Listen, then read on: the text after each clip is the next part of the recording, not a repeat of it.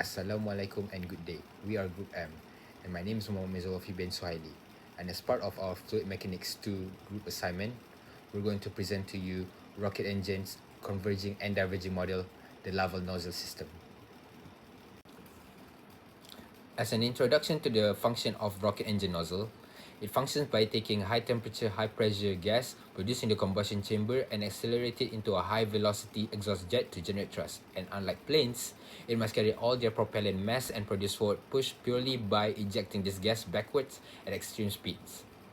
Now, to achieve this extreme speed isn't as simple as using a standard narrowing pipe, as in fluid mechanics principle, just by narrowing a pipe can speed up the flow. However, in rocket, the exhaust operates under a high-speed compressible flow, where gas density drops rapidly as the speed also increases. And because of this, by just simply purely narrowing the pipe, it hits a physical limit where it can only reach the speed of sound, which is Mach 1 at the narrowest point. And it becomes choke, meaning the squeezing the pipe any more will not increase the gas speed. To overcome this challenge, the Laval nozzle is introduced by combining narrowing and converging sections with a widening diverging section. This means once gas passes through the throat section, the widening geometry of the diverging duct forces the rapidly expanding supersonic gas to accelerate continuously to the extreme high supersonic Mach numbers needed for the space flights. Next, we will go through the geometry and main components of the engine. Next, we move on to the geometry and main component section of the rocket nozzle. And as we can see from figure 1, it is divided into 5 main components. First is the combustion chamber, where the large high pressure reservoir holds near zero velocity gases to establish maximum stagnation properties. Next, it moves on into the converging section, where the narrowing duct geometry squeezes subsonic gas, converting the thermal energy into kinetic energy during acceleration. Next, it moves on to the throat section, where it is at its narrowest.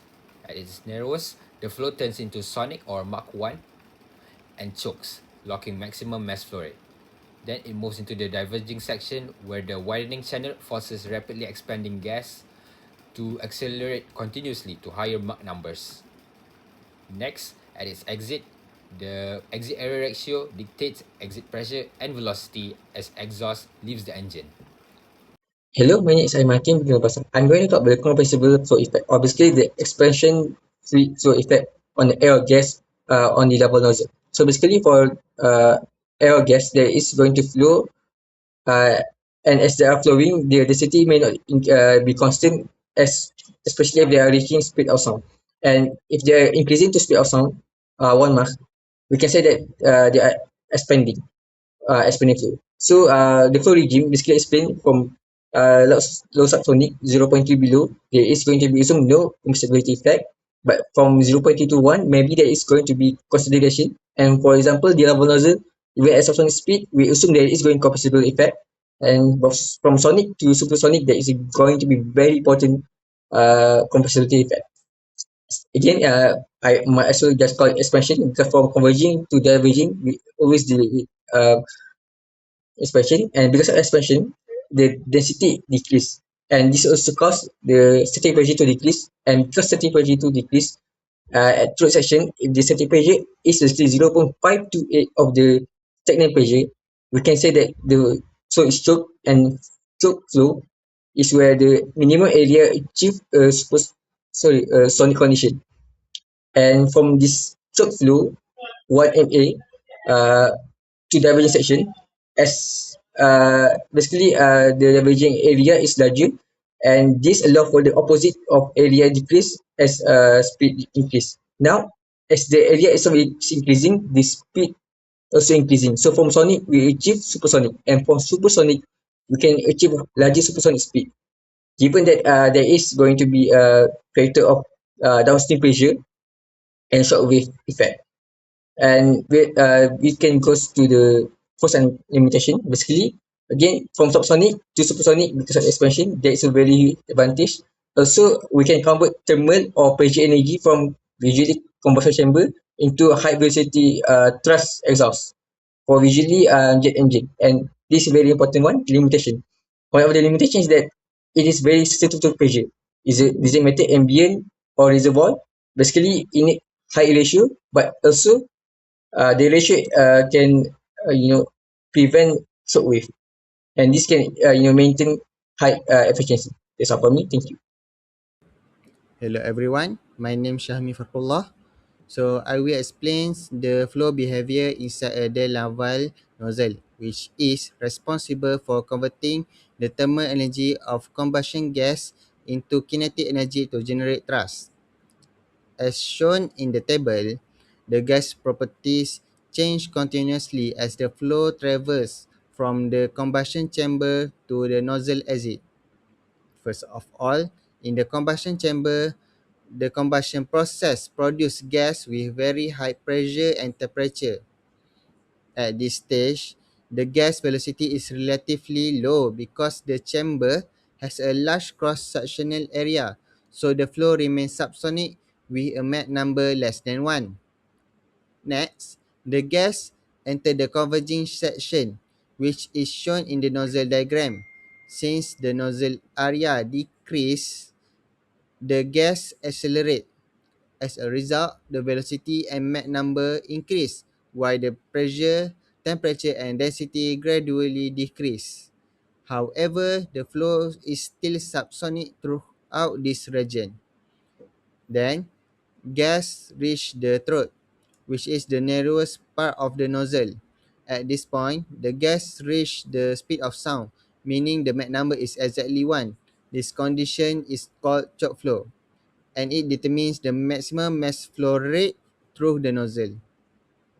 So after passing the throat, the gas enter the diverging section.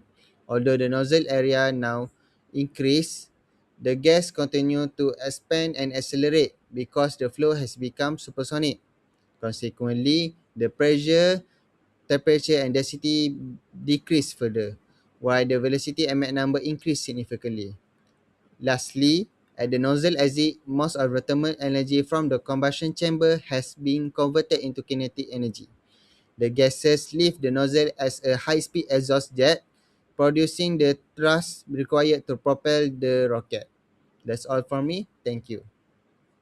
Hi, my name is Fakri, and I will talk about the relevant equations in the D-level nozzle. There are several important equations. The first one is the Mach number. It is a dimensionless ratio of flow velocity to the local speed of sound. This equation will relate to the second equation, which is the speed of sounds. It shows the rate at which the sound wave travels through a medium. And then there are also the isentropic flow relations for pressure, temperature, and density. These equations relate to the stagnation state, where velocity is zero, and we can use these equations to find the respective value at the specific point of the nozzle. The next one, we have the choke flow condition. It shows the Mach number equal to 1 at the throat when the velocity reaches the speed of sound.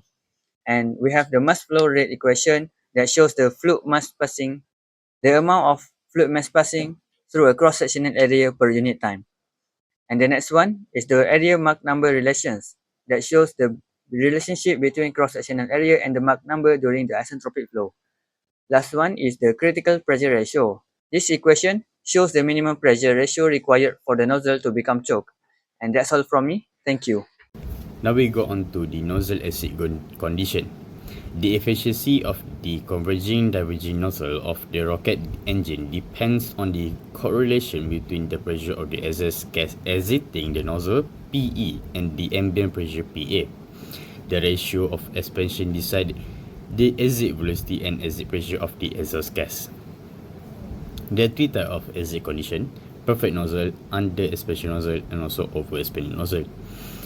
For perfect nozzle, an expansion that happens when there is equality between the exit pressure and the environmental pressure, PE equals to PA.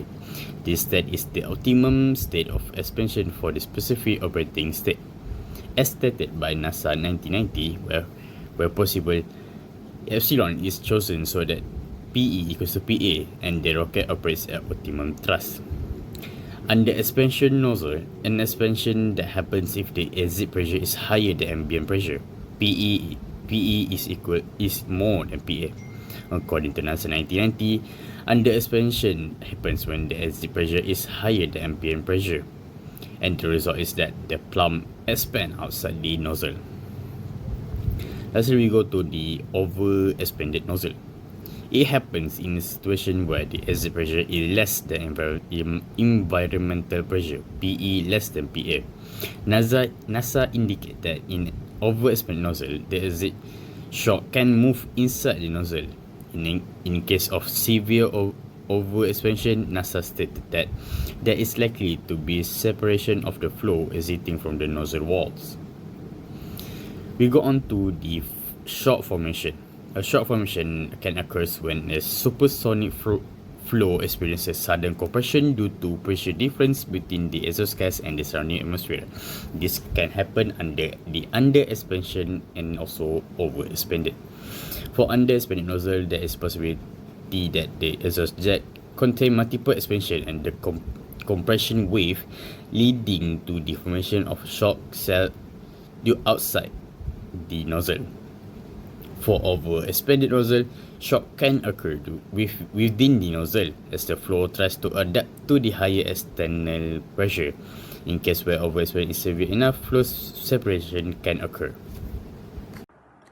Alright, so for the engineering applications, what is the Laval nozzle actually being used for in the real world? So in this case, I picked aerospace, but it can also be used for example, wind tunnels. But no matter what it's used for, it keeps the one same principle, which is there's a converging section where it reaches subsonic speeds, and then at the throat, it reaches sonic speeds where it is in a choke condition, and for the diverging section, it reaches supersonic speeds. The only thing that differentiates all of the designs is the nozzle geometry, and that is tailored to what you use it for, where you use it, and what's the type of propellant. So first example to that is the LPRE, or liquid propellant rocket engine. So the liquid propellant rocket engine, I'm going to discuss two things that is mainly used in rockets: the boosters and also the upper stage engines. So the boosters are being used in the Earth's atmosphere, so it needs a small expansion ratio so that it doesn't reach overexpansion. And for the upper stage engines, the upper stage engines have a higher expansion ratio so that it can actually work more efficiently in a vacuum, which is in space. So they only use it in space. That also proves the second example, which is the satellite thrusters and the spacecraft thrusters. These also have high expansion ratios because they want to be used in space, and they, instead of being big size, they are mini size so that they can have more precise control over it.